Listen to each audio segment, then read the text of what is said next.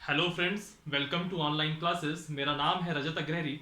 कल से हम लोग की जो ये ज्योग्राफी की क्लास स्टार्ट हुई है, तो अभी ये कंटिन्यू चलेगी ही चलेगी। चलिए बात करते हैं आज के टॉपिक की। वीडियो को आप लोग शुरू से लेकर के अंत तक देखा करिए, जिससे कि आपका टॉपिक अच्छे से कवर हो सके और आपको उस टॉपिक से रिलेटेड सारे के सारे फैक्ट्स क्लियर हों और कहीं से भी कोई भी क्वेश्चन पूछ लिया जाए तो आपको क्वेश्चन मिस ना हो। और अगर अपने हाथ से आप नोट्स बना रहे होंगे, हैंडमेड नोट्स, तो वो आपके लिए बहुत अच्छा रहेगा, क्योंकि जो स्क्रीनशॉट रहता है वो रहता तो बढ़िया है, लेकिन जो हैंड नोट्स होती है ना वो जल्दी भूलती नहीं है।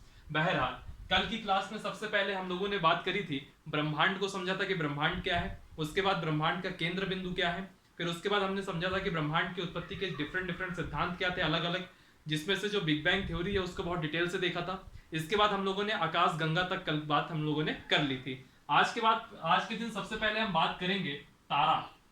तारा यानी कि स्टार। सबसे पहले हम बात करेंगे तारा क्या होता है। तो याद रखिएगा, तारे एक ऐसे पिंड होते हैं जिनमें स्वयं का प्रकाश होता है। जैसे हमारा जो सूर्य है, सूरज है, सन, यह भी एक प्रकार का तारा ही है। और इसमें जो उसकी रोशनी आती है ना, वह सूरज की खुद की रोशनी है। वह उसके द्वारा खुद की एक उत्सर्जित ऊर्जा है, जो कि नाभिकीय संलयन, हीलियम के नाभिकीय संलयन से उत्सर्जित होती है। वह भी एक प्रकार की ऊर्जा है जिसको हम प्रकाश के रूप में प्राप्त करते हैं। तो ऐसा पिंड जिसमें स्वयं का प्रकाश हो, ऐसा पिंड जिसमें स्वयं का प्रकाश हो, ये क्या कहलाते हैं? तारे कहलाते हैं। ठीक। और जब कई सारे तारे मिल जाते हैं तो तारों का एक समूह हो जाएगा। तारों का एक समूह हो जाएगा, और जो तारों का समूह होगा उसको तारा मंडल कहा जाता है। उसको तारा मंडल कहा जाता है। ठीक है। इसको इंग्लिश में कहते हैं कंस्टलेशन। ठीक। तारों का जो समूह होता है उसको तारा मंडल कहा जाता है। फिर इसके बाद हम बात करते हैं कुछ तारे की पहले संरचना की बात कर लीजिए कि तारे की जो संरचना होती है उसमें क्या क्या रहता है। सबसे पहली बात, हाइड्रोजन। किसी भी तारे में हाइड्रोजन देखेंगे तो लगभग 70% रहेगा। इसके बाद रहेगा आपका हीलियम। हीलियम लगभग 25% रहता है। हीलियम लगभग 25% रहता है। फिर इसके बाद बात आती है कार्बन, नाइट्रोजन और ऑक्सीजन की। कार्बन, नाइट्रोजन और ऑक्सीजन। और ये जो तीनों रहते हैं ये आपके 1.5% रहते हैं। यानी कि 1.5% कार्बन, 1.5% नाइट्रोजन और 1.5% 1.5% ऑक्सीजन। तो अगर आप टोटल करोगे तो कितना हो गया? 70, 95 और 4.5, यानी कि लगभग 99.5% हो गया। अब बाद में बचता है आयरन, तो आयरन रहता है आपका 0.5%। ऐसे करके तारे की एक संरचना होती है। और याद रखिएगा, तारों से रिलेटेड कुछ फैक्ट। एक तारा होता है जिसका नाम रहता है साइरस, जिसको हम लोग डॉग स्टार भी कहते हैं। यह सबसे ज्यादा चमकीला तारा है, सबसे ज्यादा चमकने वाला तारा है, चमकीला तारा है साइरस या डॉग स्टार। और एक याद रखिएगा, क्योंकि सूर्य एक प्रकार का तारा है, जो सन होता है वह भी एक प्रकार का तारा है। तो सूर्य के पास सबसे निकट स्थित कौन सा तारा होगा? तो उसका नाम है प्रॉक्सिमा सेंचुरी। ये छोटे छोटे फैक्ट हैं, अक्सर एग्जाम में पूछ लेता है। प्रॉक्सिमा सेंचुरी, सूर्य के निकट स्थित तारा, सूर्य के सबसे निकट स्थित तारा। ठीक है। और एक फैक्ट याद रखिएगा, ध्रुवों से ध्रुवों से 90 डिग्री कोण, 90 अंश या 90 डिग्री कोण बनाने वाला तारा, ये कौन सा कहलाता है? इसको हम कहते हैं ध्रुव तारा या फिर पोल स्टार। ठीक। तो ये कुछ फैक्ट हुए तारों से संबंधित कि साइरस या डॉग स्टार सबसे चमकीला तारा है। प्रॉक्सिमा सेंचुरी सूरज के सबसे निकट स्थित तारा है। और फिर ध्रुवों से 90 डिग्री कोण बनाने वाला तारा, जिसको हम लोग ध्रुव तारा या पोल स्टार कहते हैं। और जो इसकी संरचना होती है उसमें हाइड्रोजन 70% होता है, हीलियम आपका 25% होता है, आयरन लगभग 0.5% होता है, और जो कार्बन, नाइट्रोजन और ऑक्सीजन है ये आपके 1.5% होते हैं। तो हम लोगों ने अभी तारा देखा, तारों का समूह तारामंडल कहलाता है, इसको देखा। इसके बाद हम लोग बात करेंगे सौर मंडल की, सोलर सिस्टम की। उसके बाद हम बात करेंगे सौर मंडल, और सौर मंडल को इंग्लिश में क्या कहेंगे? Solar system. ठीक, सोलर सिस्टम। इसमें क्या होता है कि जब केंद्र में एक तारा हो, जब केंद्र में कोई तारा हो, जब केंद्र में कोई तारा हो और कई सारे पिंड उसके चक्कर लगा रहे हो, तथा कई पिंड उसके यानी कि तारे के चक्कर लगा रहे हो, तो ये क्या कहलाएगा? आपका सौर मंडल कहलाएगा। जैसे हमारी जो पृथ्वी है, फॉर एग्जाम्पल जो हमारी पृथ्वी है, यह सूर्य नाम के, जिसको हम सन कहते हैं, सूर्य नामक लघु तारे के चारों ओर परिक्रमा करती है।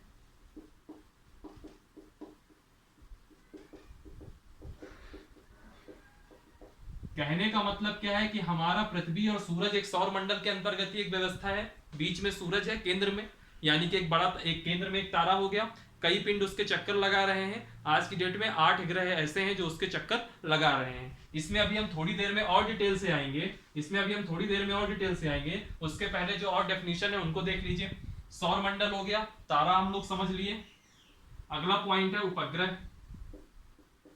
उपग्रह को हम कहते हैं सैटेलाइट। उपग्रह क्या होते हैं? ऐसे पिंड जो ग्रहों के चक्कर लगाते हैं। उपग्रह जो है ऐसे पिंड होते हैं जो ग्रहों के चक्कर लगाते हैं।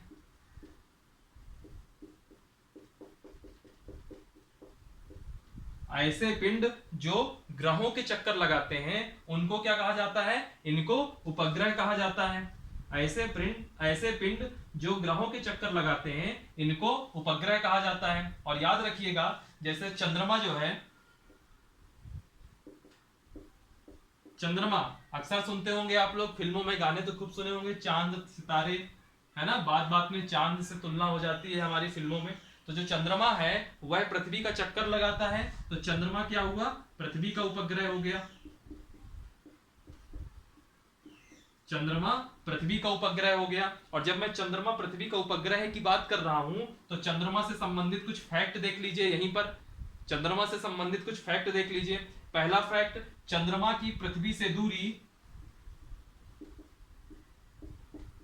चंद्रमा की पृथ्वी से दूरी लगभग 3,84,000 किलोमीटर है। 3,84,000 किलोमीटर है। जो चंद्रमा का प्रकाश होता है,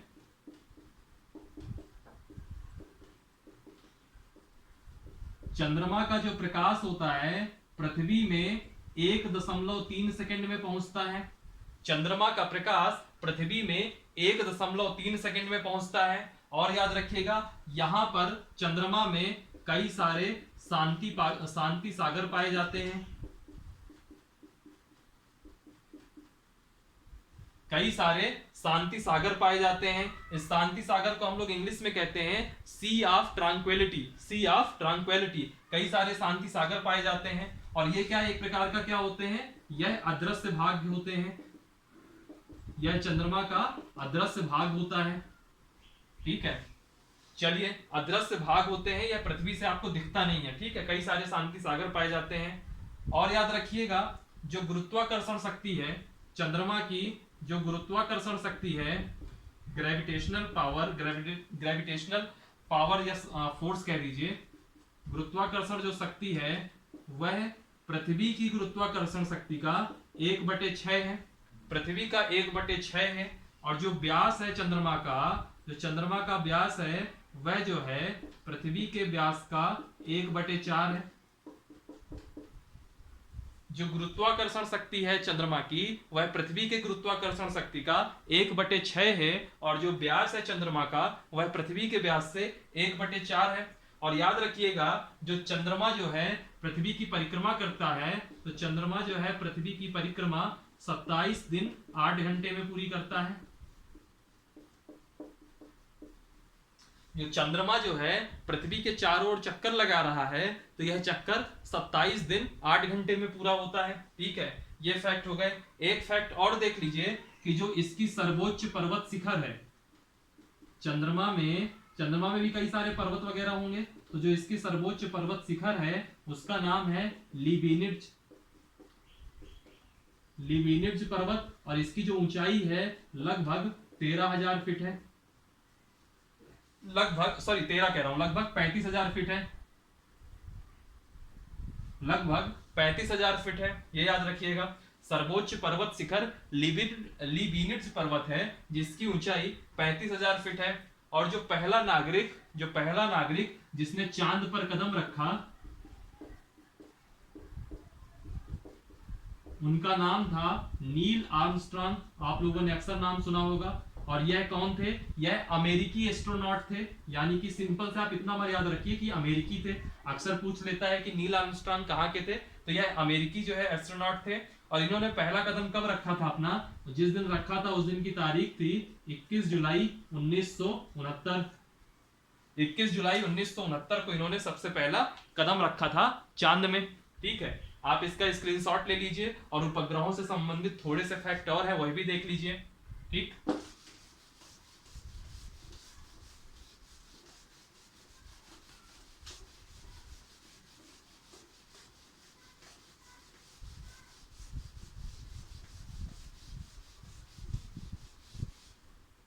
चंद्रमा से संबंधित कुछ फैक्ट हैं उसको भी देख लीजिए। जो सर्वाधिक उपग्रह किसके हैं, सबसे पहले यह देख लीजिए।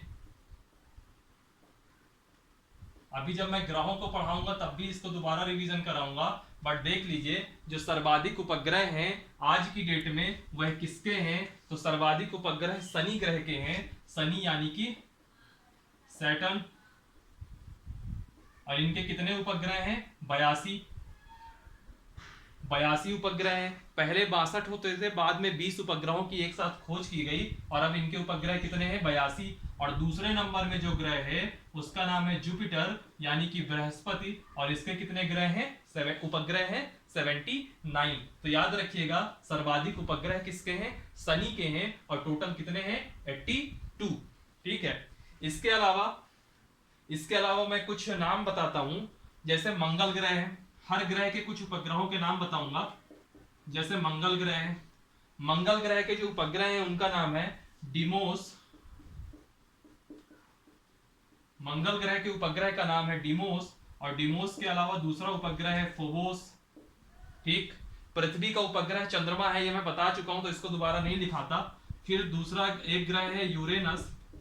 आई होप कि आपने इन ग्रहों का नाम सुना होगा। अगर नहीं सुना होगा तो अभी मैं जब पृथ्वी अपना सोलर सिस्टम बताऊंगा तो सारे ग्रहों की चर्चा एक बार हो जाएगी। यूरेनस के उपग्रह का नाम है मिरांडा और जूलियट। यूरेनस के उपग्रहों का नाम है मिरांडा और जूलियट। इसके बाद आता है नेपच्यून। नेपच्यून के उपग्रह का नाम है नेपच्यून, और नेपच्यून को हिंदी में क्या कहते हैं? यूरेनस को हिंदी में कहते हैं अरुण, और नेपच्यून को हिंदी में कहते हैं वरुण। और इसके जो उपग्रह है उसका नाम है ट्राइटन। ठीक, इसके उपग्रह का क्या नाम है? ट्राइटन। इसके बाद आता है बृहस्पति यानी कि जुपिटर। इसके एक उपग्रह का नाम है गैनीमीड। कई बार क्या होता है कि जो इंपॉर्टेंट अब जैसे बृहस्पति के कितने उपग्रह? 79। मैं 79 के नाम थोड़ी ना लिखूंगा, 4-5 उपग्रहों का नाम लिख दूंगा जिसको आपको याद रखना है। उन्हीं उपग्रहों में से किसी एक उपग्रह का नाम आ जाता है और पूछ लेता है निम्न में से किसके उपग्रह हैं। बृहस्पति का एक उपग्रह हो गया गैनीमीड, एक है यूरोपा। गैनीमीड, यूरोपा के बाद एक नाम है कैलिस्टो। Europa, Callisto. इसके बाद और नाम है इसका, एक नाम है आयो, एक नाम है मेटिस, और एक आध नाम है। ठीक है, इतना ही पर्याप्त है। एक नाम थेवे करके है। ठीक है, ऐसे इतना ही पर्याप्त है वैसे आपका। फिर एक है शनि ग्रह जिसके सर्वाधिक उपग्रह है 82। इसके कौन कौन से नाम है? एक नाम हो गया टाइटन,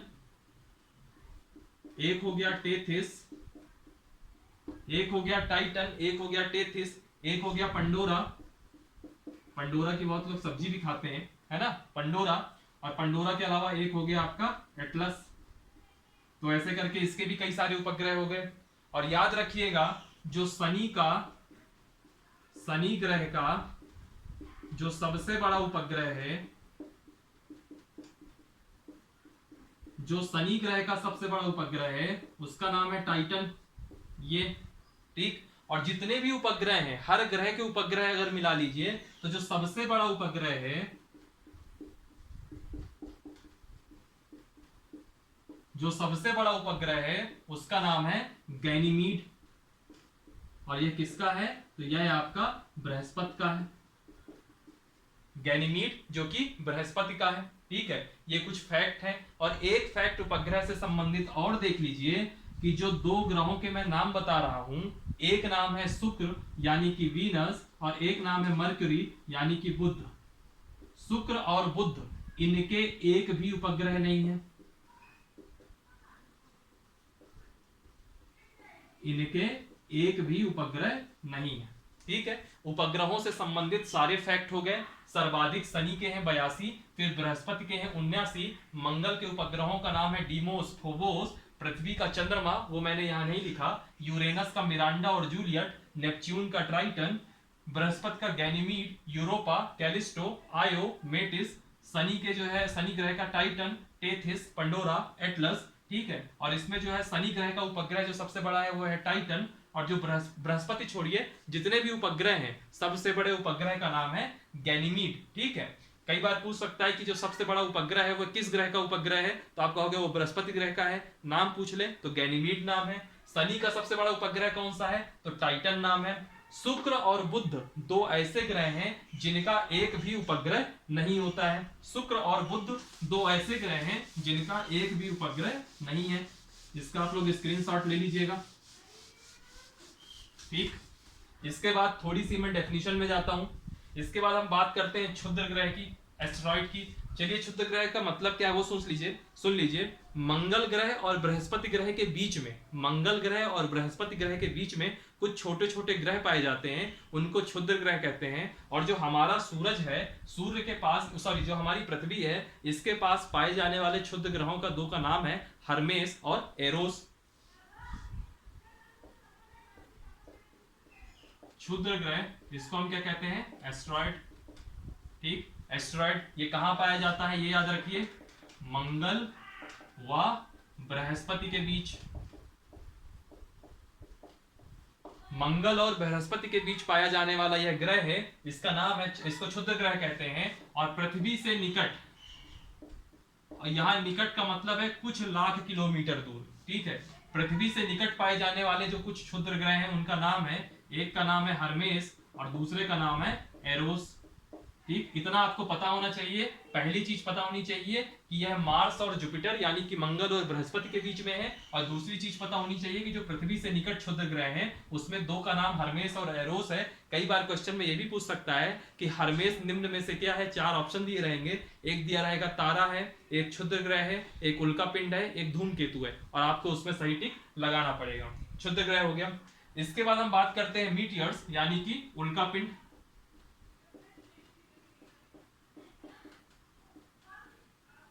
उल्का पिंड क्या होते हैं, यह भी एक ठोस पिंड है, यह भी एक प्रकार के ठोस आकाशीय पिंड है। अक्सर आप हॉलीवुड पिक्चर्स में बात करते होंगे कि एक उल्का पिंड हमारी पृथ्वी की तरफ चला आ रहा है और फिर एक सुपर हीरो होगा जो उस उल्का पिंड की डायरेक्शन को पृथ्वी से दूर तरफ कर देगा। कुछ ना कुछ ऐसा सीन आप लोगों ने अक्सर देखा होगा। तो जो उल्का पिंड होते हैं यह एक प्रकार के ठोस आकाशीय पिंड होते हैं जो कि आपके ब्रह्मांड में, आपके ब्रह्मांड में, इवन आपके सौरमंडल में पाए जाते हैं। ठीक है, और कभी कभी ये हमारे यानी कि पृथ्वी के वायुमंडल में प्रवेश कर जाते हैं। कभी कभी ये हमारे या वायुमंडल में प्रवेश कर जाते हैं। ठीक है, ठीक। एक चीज याद रखिएगा, कुछ क्षुद्र ग्रह ऐसे होते हैं, कुछ क्षुद्र ग्रह एस्टेरॉइड ऐसे होते हैं जिनकी कक्षा पृथ्वी की कक्षा से टकरा जाती है। यानी कि क्षुद्र ग्रह भी सूर्य की परिक्रमा कर रहे हैं, और पृथ्वी भी सूर्य की परिक्रमा कर रही है, तो कई बार ऐसा होता है कि जो ये एस्टेरॉयड होते हैं ये कई बार पृथ्वी से टकरा जाते हैं। इसको भी आप लोगों ने अक्सर हॉलीवुड मूवीज में देखा होगा। तो जो एस्टेरॉयड जब पृथ्वी से टकरा जाते हैं तो जो अंतिम पहले कभी भूतकाल में पास्ट में कभी टकराए होंगे, तो टकराने से एक झील का निर्माण हुआ था। उस झील का नाम है क्रेटर झील। क्या नाम है उसका? क्रेटर झील। क्रेटर झील, ठीक है। चलिए, उल्का पिंड हो गया, ठोस आकाशीय पिंड जो कि कभी कभी हमारे वायुमंडल में प्रवेश कर जाते हैं। और लास्ट है धूमकेतु। और धूमकेतु को हम क्या कहते हैं? पुच्छल तारा। धूमकेतु या पुच्छल तारा, और इसको इंग्लिश में क्या कहते हैं? कॉमेट, कॉमेट्स, ठीक। ये जो है सूर्य की परिक्रमा करता है, याद रखिएगा। ये जो धूम्रकेतु होता है इसका मतलब क्या है, केवल इतना देखिए, सूर्य की परिक्रमा करता है और इसका जो मुंह होता है, जो मुख होता है वह सूर्य की तरफ होता है, और जो इसकी पूंछ होती है वह अपोजिट साइड में होता है। यानी कि समझ लीजिए मेरा हाथ है, ये मुंह है, ये मेरा समझ लीजिए पूंछ है, तो ये मुंह जो है सूरज की तरफ रहेगी और ये पीछे की तरफ रहेगी विपरीत दिशा में, और सूर्य की परिक्रमा करता रहता है, ठीक। तो जो धूमकेतु होते हैं वह सूर्य की परिक्रमा करते हैं, ठीक है। और जो मुख होता है यह सूर्य की तरफ होता है, और जो पूंछ होती है वह विपरीत दिशा में होती है। बस इतना ही है, इसमें छोटी छोटी सारी डेफिनेशन हम लोगों ने देख ली। अब बात करते हैं हमारे सौर मंडल की, बात करते हैं हमारे सौर मंडल की, जहां हम लोग रह रहे हैं। हम बात करेंगे यहां हमारे सौर मंडल की, जहां हम लोग रह रहे हैं, ठीक है। हमारा सौर मंडल, तो जो हमारा सौर मंडल है, तो हमारे सौर मंडल में केंद्र में कौन होगा? सूर्य। सूर्य केंद्र में होगा, ये केंद्र में सूर्य हो गया, ये मान लीजिए केंद्र में सूर्य हो गया। जितने भी और ग्रह होंगे, जितने भी और ग्रह होंगे, जैसे कि एक ग्रह की कक्षा ये होगी, इस कक्षा में एक ग्रह चक्कर लगा रहा होगा, इस कक्षा में एक ग्रह चक्कर लगा रहा होगा, इस कक्षा में एक ग्रह चक्कर लगा रहा होगा। ऐसी अलग अलग कक्षाओं में अलग अलग ग्रह चक्कर लगा रहे होंगे। या हो सकता है, देखिएगा, जैसे मान लीजिए एक ये ग्रह है, ये ग्रह है, इस ग्रह का नाम है मान लीजिए बुध, क्योंकि सूर्य के निकट सबसे पास में ग्रह बुध ही होता है। फिर मान लीजिए एक ग्रह ये है, इस ग्रह का नाम है शुक्र, ठीक है। बुध यानी कि मरकरी, शुक्र यानी कि वीनस, मान लीजिए यहाँ पे है अर्थ, मान लीजिए यहाँ पर क्या है? मार्स। तो ऐसे करके ग्रह चलेंगे, मार्स, फिर जुपिटर, जुपिटर के बाद सैटर्न, फिर यूरेनस, फिर नेपच्यून, ऐसे करके आपके ग्रह कक्षा मतलब सूर्य से दूरी के आधार पे परिक्रमा करते रहते हैं। तो एक ये कक्षा बनी बुध की, तो इसी कक्षा में बुध परिक्रमा कर रहा होगा। क्यों? क्योंकि सूरज का जो द्रव्यमान है वो ज्यादा है, तो सूरज की आकर्षण शक्ति ज्यादा है, और जितने भी ग्रह हैं उनकी जो आकर्षण शक्ति है या उनका जो घनत्व है या द्रव्यमान है वह सूरज के द्रव्यमान की तुलना में बहुत कम है। तो वैसी स्थिति में यह नाभिक का काम करेगा और बाकी सब छोटे पिंड के रूप में सूरज की परिक्रमा करते रहेंगे, ठीक है। चलिए, पहले अब मैं इनको आपको सूरज के बारे में बताता हूं, फिर इन ग्रहों से संबंधित पहले अर्थ को देखेंगे, फिर जितने भी और ग्रहों से संबंधित थोड़े थोड़े फैक्ट होंगे वन लाइनर, उनको भी देख लेंगे, ठीक। सबसे पहले मैं बात करता हूं सूरज की। तो याद रखिएगा, सूर्य क्या है? एक प्रकार का तारा है। सूर्य क्या है? एक प्रकार का तारा है। एक दूसरा फैक्ट याद रखिएगा, अक्सर पूछ लिया जाता है, क्या होता है? इसके अंदर एक पदार्थ है हीलियम, और हीलियम के नाभिकीय संलयन से दो प्रोसेस होती है, एक होता है विखंडन, नाभिकीय विखंडन, और एक होता है नाभिकीय संलयन, ठीक है, जो फिजन और फ्यूजन। तो जो नाभिकीय विखंडन होता है वो जो है परमाणु बम बनाने की प्रक्रिया में भी यूज होती है उस प्रक्रिया का, और जो नाभिकीय संलयन होता है इसका एक एग्जांपल है हाइड्रोजन बम का निर्माण, ठीक है। तो हीलियम के नाभिकीय संलयन से, हीलियम के नाभिकीय संलयन से सूर्य को ऊर्जा प्राप्त होती है, सूर्य को ऊर्जा प्राप्त होती है, ये याद रखिएगा। और हीलियम के नाभिकीय संलयन से ऊर्जा प्राप्त होती है। और मैंने पहले ही बता रखा है कि तारे ऐसा पिंड होते हैं जिनमें स्वयं का प्रकाश होता है। तो जो हम प्रकाश देखते हैं वो एक्चुअल में हीलियम की नाभिकीय संलयन से प्राप्त होने वाली ऊर्जा ही है, जो कि हमको प्रकाश के रूप में मिलती है। तो सूर्य एक तारा हो गया, और इसमें मैंने ये बताया आपको कि नाभिकीय संलयन से हो गया, ठीक है। और एक चीज याद रखिएगा, पृथ्वी से सूर्य की दूरी लगभग 15 करोड़ किलोमीटर है, लगभग 15 करोड़ किलोमीटर है। फिर मैं आपको बाद में एक चीज और बताऊंगा, बाद में जब कभी बताऊंगा कि जो हमारी जो पृथ्वी होती है उसका जो आकार है वो अंडाकार है, यानी कि पृथ्वी पूरा गोल नहीं है बल्कि एक इलिप्टिकल शेप में है। जैसे मान लीजिए पृथ्वी का शेप मान लीजिए ऐसा हुआ, तो ऐसे में क्या होता है कि अगर सेंटर पॉइंट में बैठूं और अगर यहाँ पे इसकी रेडियस मान लीजिए 10 सेंटीमीटर है, तो ये बराबर में 10 सेंटीमीटर का सर्किल होता तो ऐसे बनता, लेकिन ये बराबर नहीं रहता बल्कि अंडे के शेप में रहता है। तो ऐसी स्थिति में क्या होता है, जब अंडे के शेप में होता है, मान लीजिए ये सूरज के चारों तरफ चक्कर लगा रही है, तो एक समय ऐसा आएगा कि जब सूरज के साथ इसकी दूरी मैक्सिमम होगी, और एक तरफ ऐसा आएगा जब सूरज की दूरी इसकी तरफ दूरी मैक्सिमम होगी, और एक समय ऐसा आएगा जब मिनिमम होगी। सिमिलरली चंद्रमा है मान लीजिए यहाँ पे, तो चंद्रमा के साथ भी ऐसा होगा कि एक समय दूरी कम होगी, एक समय दूरी ज्यादा होगी, क्योंकि उसका शेप ही पूरा इलिप्टिकल है। तो होता क्या है, इसी से दो कॉन्सेप्ट आते हैं, उपसौर उपभू, उपसौर और अपसौर। यह चंद्रमा और सॉरी यह पृथ्वी और सूरज की बीच की जो दूरी है उस पर डिपेंड करता है, उपसौर और अपसौर। एक में मैक्सिमम डिस्टेंस होती है, एक में मिनिमम डिस्टेंस होती है। सिमिलरली जब हम चंद्रमा की और पृथ्वी के बीच की दूरी की बात करते हैं, तो एक समय ज्यादा दूरी होती है मैक्सिमम, और एक समय मिनिमम होती है। उसी में एक को उपभू कहते हैं और एक को अपभू कहते हैं। यह चीजें मैं बाद में डिस्कस करूंगा, क्योंकि ये सारी चीजें मैं अगर अभी डिस्कस कर दूंगा तो आपके दिमाग में बहुत सारी चीजें मिक्सअप हो जाएंगी। बहरहाल पृथ्वी से सूर्य की दूरी हम ये लगभग मान के चलते हैं 15 करोड़ किलोमीटर होती है। और जो सूरज का प्रकाश है, जो सूर्य का प्रकाश है, यह पृथ्वी में मान के चलते हैं हम लोग कि 8 मिनट 16.6 सेकंड में पहुंचता है। 8 मिनट 16.6, 8 मिनट 16.6 सेकंड में यह पृथ्वी में सूरज का प्रकाश पहुंच जाता है। ठीक है, जो सूर्य का धरातल होता है, आज की क्लास पूरी फैक्ट बेस पे है। जो सूर्य का धरातल होता है इसको हम लोग क्या कहते हैं, फोटोस्फीयर। जो सूरज का जो धरातल होता है सूर्य का, उसका नाम दिया गया है फोटोस्फीयर। और यहाँ पे जो टेम्परेचर होता है वो लगभग 6000 डिग्री सेल्सियस होता है। ठीक, और जो सूर्य का केंद्र होता है, एक चीज और याद रखिएगा, जो सूर्य का केंद्र होता है, तो जो सूर्य के केंद्र में तापमान होगा वह होता है लगभग 15 मिलियन डिग्री सेल्सियस। यहाँ 1 मिलियन का मतलब 10 लाख होता है, तो 150 लाख, 150 लाख यानी कि 1.5 करोड़ डिग्री सेल्सियस के लगभग तापमान यहाँ पे होता है। ठीक है, और एक चीज और याद रखिएगा, इस फोटोस्फीयर में, इस फोटोस्फीयर की सतह में कुछ काले धब्बे पाए जाते हैं। सतह में कुछ काले धब्बे पाए जाते हैं जिनको हम सन स्पॉट कहते हैं। ठीक, और कुछ धब्बे अत्यधिक काले होते हैं, कुछ धब्बे अत्यधिक काले होते हैं, उनको हम लोग अम्बरा कहते हैं, UMBRA। अगर हिंदी में लिखूं तो अम्बरा, अम्बा माता होता है ना, वैसा ही अम्बरा। ठीक है, और जो ये काले धब्बे होते हैं, सन स्पॉट होते हैं, इनकी जो अवधि होती है जनरली वह होती है 11 साल। यह 11 सालों के लिए एक बार धब्बे पड़ते हैं।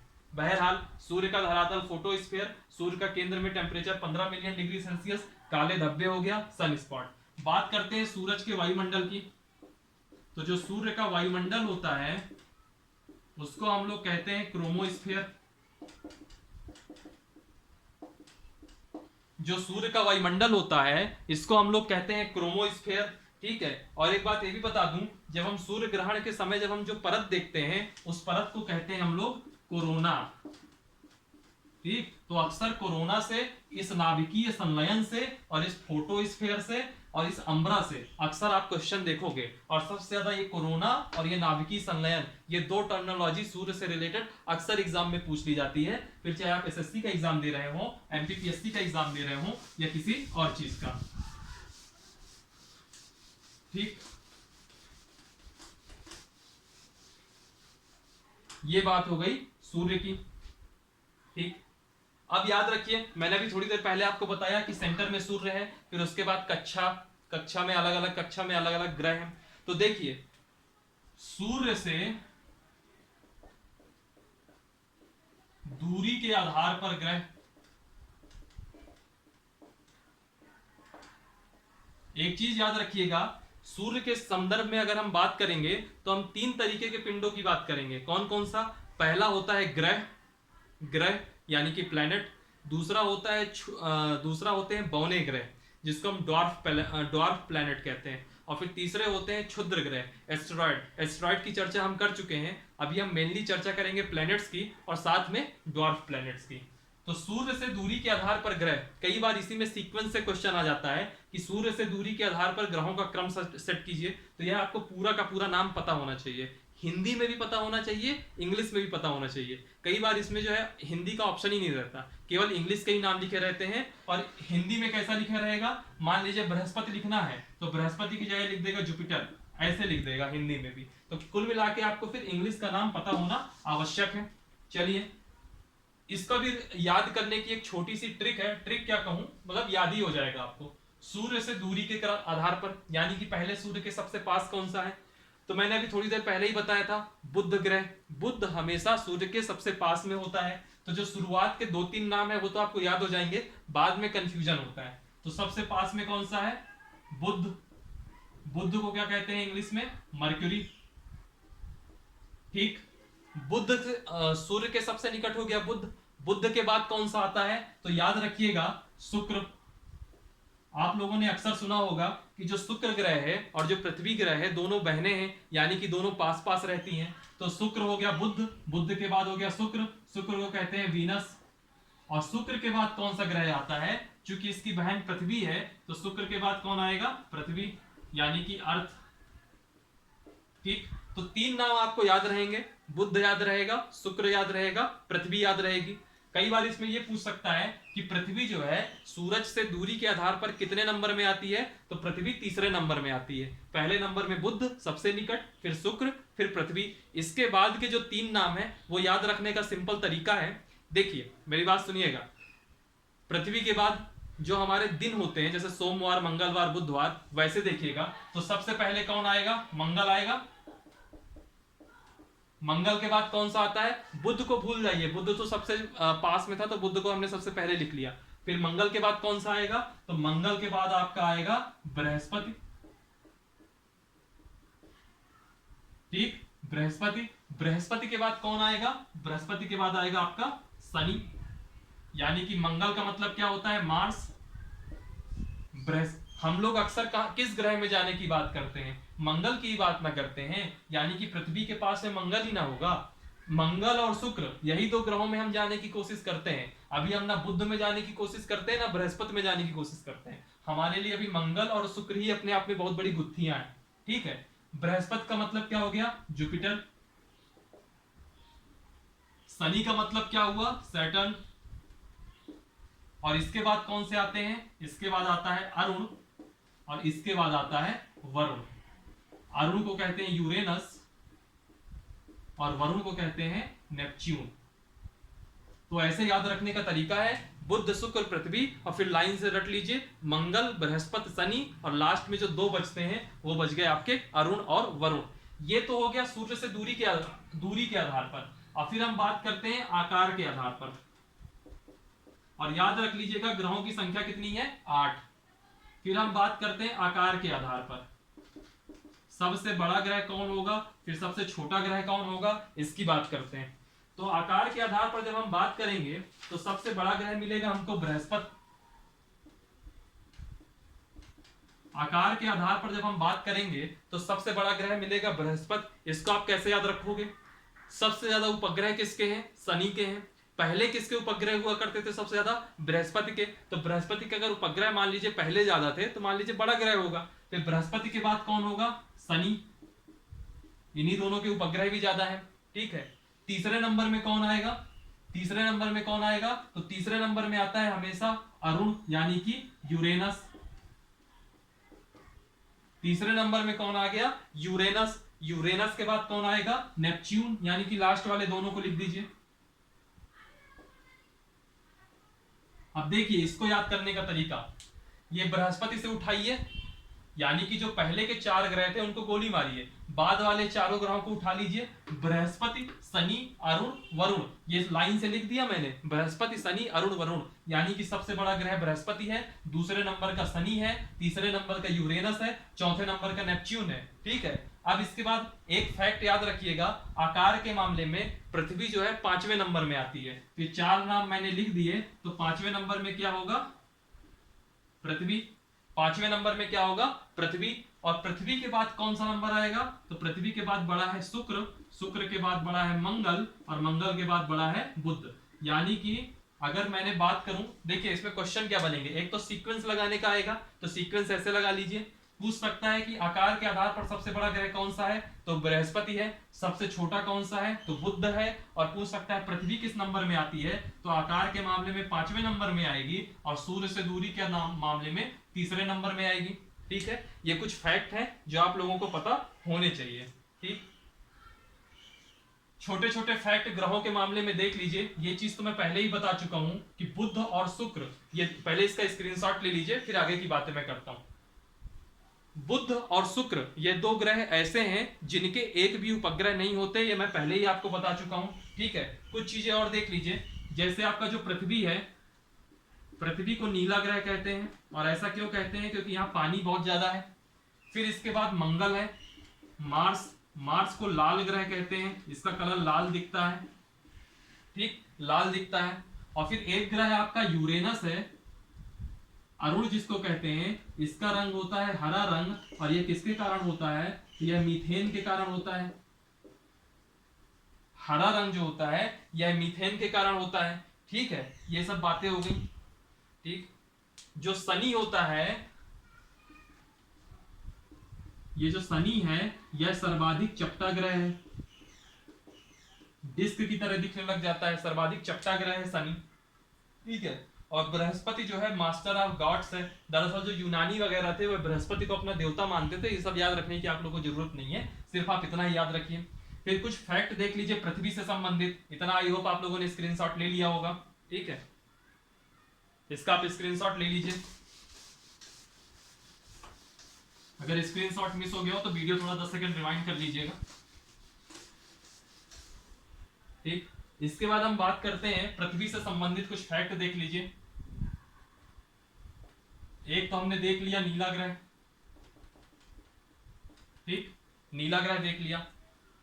और एक चीज देख लीजिए कि पृथ्वी जो है, मैंने 2 चीजें बताई थी आपको, एक परिक्रमण की बात की थी, एक घूर्णन की बात की थी। घूर्णन यानी कि अपने अक्ष में रोटेट करना, ऐसा अपने अक्ष में रोटेट करना। तो जो घूर्णन होता है पृथ्वी का, वह जो है 23 घंटे 56 मिनट 4 सेकंड में पूरा होता है। जो घूर्णन होता है वह 23 घंटे 56 मिनट 4 सेकंड में पूरा होता है। और जो ये परिक्रमण होता है, ये मैंने लास्ट क्लास में आपको बहुत डिटेल से बताया था कि घूर्णन किसे कहते हैं और परिक्रमण किसे कहते हैं। और जो परिक्रमण होता है वो 365 सही 1/4 दिन में पूरा होता है। ठीक, 365 सही 1/4 दिन में पूरा होता है। और यही वजह होती है कि जब 4 साल का जुड़ जाता है तो ये 1/4 1/4 1/4 करके 4 दिन का हम एक्स्ट्रा जोड़ेंगे तो 1 दिन एक्स्ट्रा निकलता है। इसी वजह से हर चौथा वर्ष लीप ईयर होता है। बहरहाल अभी हम और आगे बात करते हैं। आपने कभी अगर ग्लोब देखा हो, ग्लोब, तो ग्लोब बिल्कुल ऐसा सीधा नहीं रखा रहता। अगर आप ग्लोब देखोगे तो ग्लोब आपको हल्का टेढ़ा दिखेगा। मान लीजिए अगर आप इसको बिल्कुल सीधी लाइन मानते हैं तो ग्लोब की लाइन हमेशा ऐसी रहेगी। ठीक है, तो जो ग्लोब की लाइन हमेशा ऐसी रहती है, ये दरअसल ग्लोब की लाइन नहीं बल्कि ये पृथ्वी की लाइन है। यानी कि अगर पृथ्वी ऐसा है तो पृथ्वी का जो ये होता है इतना झुकाव रहता है, पृथ्वी का ये इतना झुकाव रहता है, और इसको हम क्या कहते हैं? यह अक्षीय झुकाव है। यानी कि अक्ष ऐसा होना चाहिए लेकिन ये ऐसा रहता है, तो यह अक्षीय झुकाव है। और ये जो हिस्सा रहता है इसको हम क्या कहते हैं? इसको हम कक्षीय झुकाव कहते हैं।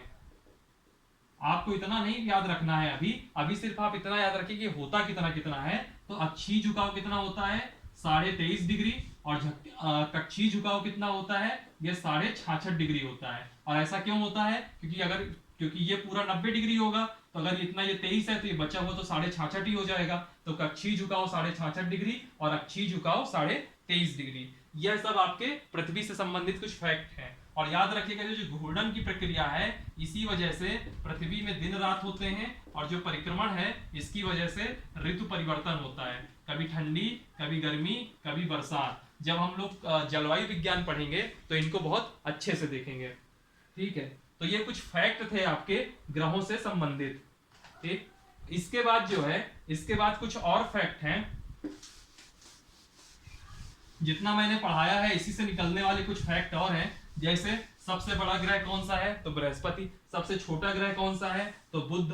ऐसे कौन से ग्रह हैं जिसमें उपग्रह नहीं पाए जाते, तो कौन कौन से ग्रह हो जाएंगे, वो बुध हो जाएगा और शुक्र हो जाएगा। सबसे चमकीला ग्रह कौन सा है, बुध और सॉरी शुक्र। ऐसे करके बहुत सारे कुछ फैक्ट होंगे। ये सारे के सारे फैक्ट मैं इसी वीडियो के कमेंट बॉक्स में डाल दूंगा और टेलीग्राम ग्रुप में भी मैं उसको शेयर कर दूंगा। ठीक है, आज की क्लास में इतना ही रखते हैं। कल से हम लोग का चालू हो जाएगा अक्षांश और देशांतर। 40 मिनट की क्लास हो गई, मोर देन सफिशिएंट है। और जो एक फैक्ट वाली टेबल है वो मैं आपको मैसेज कर दूंगा, या फिर इसी वीडियो के कमेंट बॉक्स में आप देखेंगे तो पिन कमेंट होगा, सबसे ऊपर ही पड़ा रहेगा, तो उसको भी आप लोग देख सकते हैं। वीडियो को लाइक कीजिएगा, कमेंट कीजिएगा। कल की क्लास में हम लोग क्या पढ़ेंगे, अक्षांश और देशांतर, और उसमें अगर टाइम बचेगा तो कल ही की क्लास में हम लोग बात करेंगे समय की।